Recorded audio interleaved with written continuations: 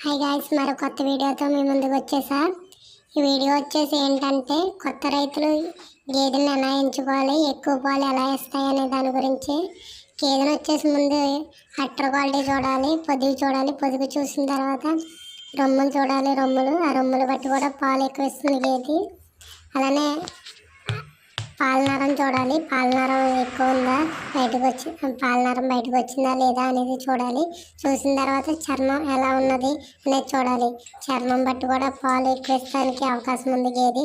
చూసారా ఫ్రెండ్స్, ఈ గేది utter quality అది చూసారా, ఇది కన్ఫామ్గా వచ్చేసి 4 లీటర్ పాలు ఇస్తుంది.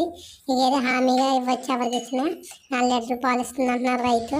హామీగా చెప్తున్నారు, 4 లీటర్ గ్యారంటీ ఇస్తాను నేను, కొనుక్కొని నా దగ్గర. రేటు కూడా వచ్చేసి చాలా చౌకగానే ఇస్తారంట.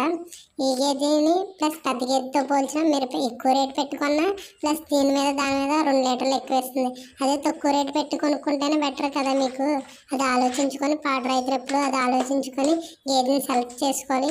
సెలెక్ట్ చేసుకోవడంలో కూడా మంచి గేదెని సెలెక్ట్ చేసుకోవాలి. అంటే తక్కువ రేట్ అయినా ఎక్కువ రేట్ అయినా కాదు, ఎక్కువ పాలు ఏదైతే ఇస్తుందో ఆ గేదెని చూసుకొని సెలెక్ట్ చేసుకొని మనం కొనుక్కొని తెచ్చుకోవాలి.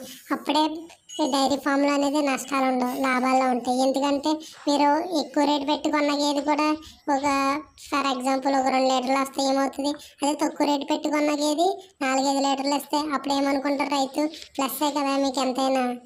దానివల్ల గేదెని అలా కూడా చూసుకొని కొనుక్కోవాలి ఫ్రెండ్స్. అదే ఈ వీడియో అంతటితో సమాప్తం. మరి కొత్త వీడియోతో మళ్ళీ వస్తా.